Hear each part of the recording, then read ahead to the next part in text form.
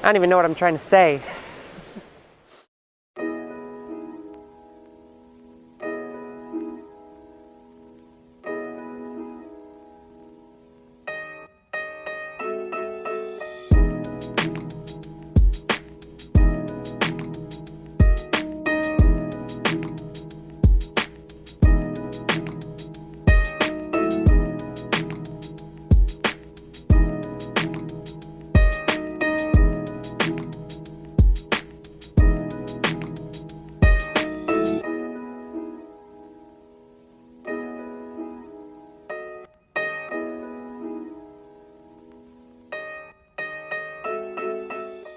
Well, good morning. After a long drive out to Tofino on the west coast of Vancouver Island, we've left Tofino for this morning, and it's a beautiful, clear day, and we're down here in Ucluelet, and just looking out over the beautiful coast, we've got some nice mist and fog rolling off the ocean, and it looks absolutely beautiful. We're probably about 20, maybe 30 minutes before sunrise, so we still have a little bit of time, and it's quite in the shadow back here. So as we're doing some of these long exposures, one of the things I'm doing is using the head torch that I used to get here and just doing a little bit of light painting on the trees and the bushes in the foreground, just so that they're not complete silhouettes and I still got a little bit of nice color and contrast throughout my frame. So for this shot, one of the things I'm doing is we've got some beautiful trees off to the side here, as well as some overhanging trees from the one on the right. I've used that to frame while still creating a little bit of separation so that they themselves are not overlapping. And this way I've got a really nice frame across the top, which works really well since the sky is so clear, especially higher up. And so it doesn't feel quite as empty. And then I've got the bushes that sort of come across the entire bottom of the frame, once again providing, a nice little framing. And then as it works its way out, got some beautiful rocks all throughout the beginning of the coastline.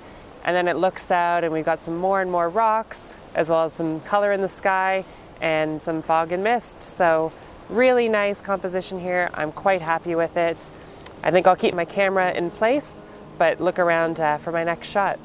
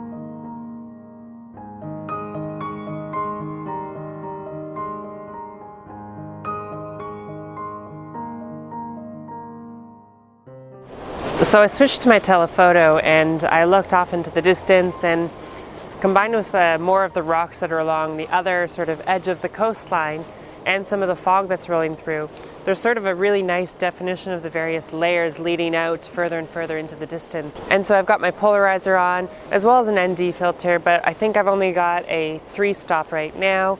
And I'm getting a shutter speed just a little bit over a second. The ocean has quite a bit of swell. I still want to capture some of that movement and not just eliminate it entirely.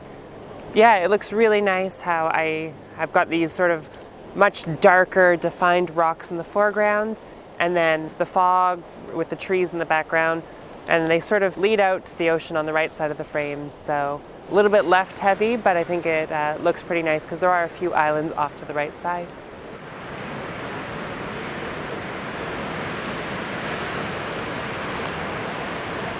So after all that, I think I'm actually going to shoot without the polarizer and the ND filter. I just wasn't quite liking the subtle smoothness in the water, and I think although it looks a little bit busy with all the crashing waves and the sort of different angles of all the light off the water, I think it still looks pretty good sort of without any of that motion blur. What I might try, just because of course with that fog rolling through and the way that the sky looks, I might actually try a darker ND filter, maybe my 10-stop, go for that long exposure and just see how the water looks.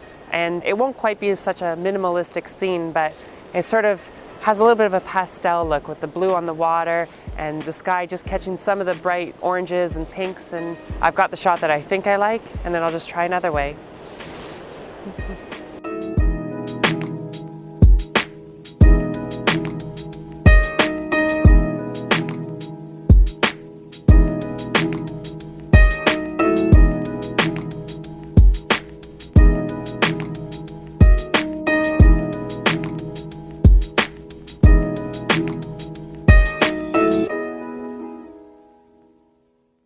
So just comparing the two options of the long exposure versus a non-long exposure, I'm not exactly sure which one I like more. Maybe I'll just show them both, and I'd love to hear from you which one you like more. The sort of faster normal exposure or the longer exposure with the smoothed out water.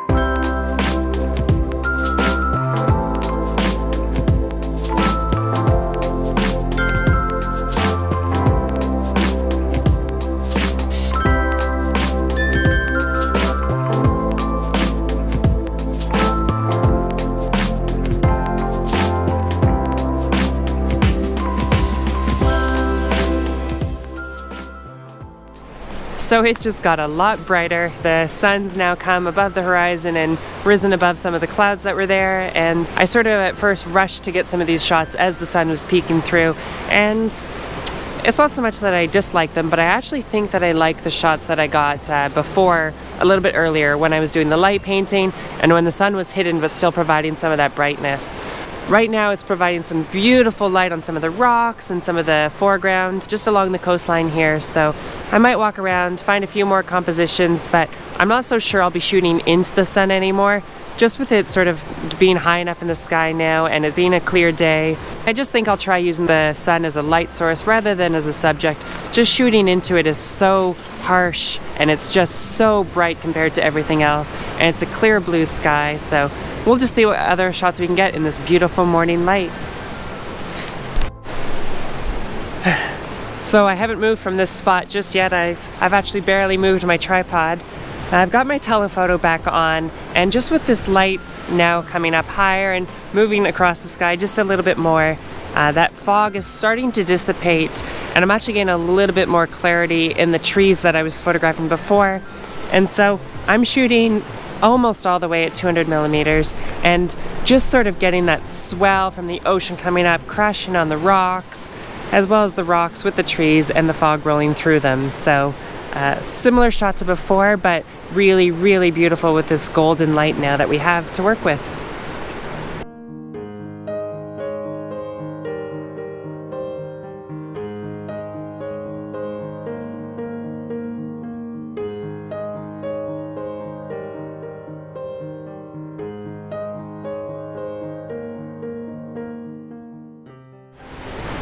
So I'm shooting a little bit differently from how I was shooting before. I've bumped my ISO up to 200 from 100. I've changed my aperture to f11 to f8, and I've taken off the 2-second self-timer as well as put on my shutter release cable. And the reason I've added the release cable but also removed the 2-second self-timer is because I'm going for a faster shutter speed now, and really what I want to do is capture that moment in time where I get the wave just the way I want it. So I've been watching through the viewfinder or the live view, just seeing how the waves are coming in, and when I get a nice curl on a wave or a nice crash, I just click the shutter release cable. That way I know I'm not going to knock anything on the camera, and that way I sort of capture it instantly. So normally I'll use a self-timer or use a shutter cable with a self-timer, but occasionally I use the cable just to make sure I can capture an exact moment that I'm looking for without having to touch the camera itself.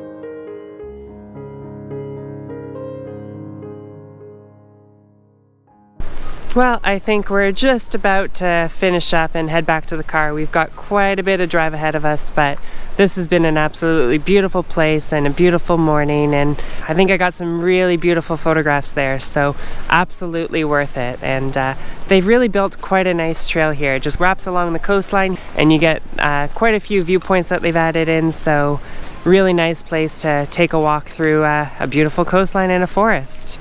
So thank you for coming out to explore this place with me. I know it's somewhere I'll definitely be returning, and until next time.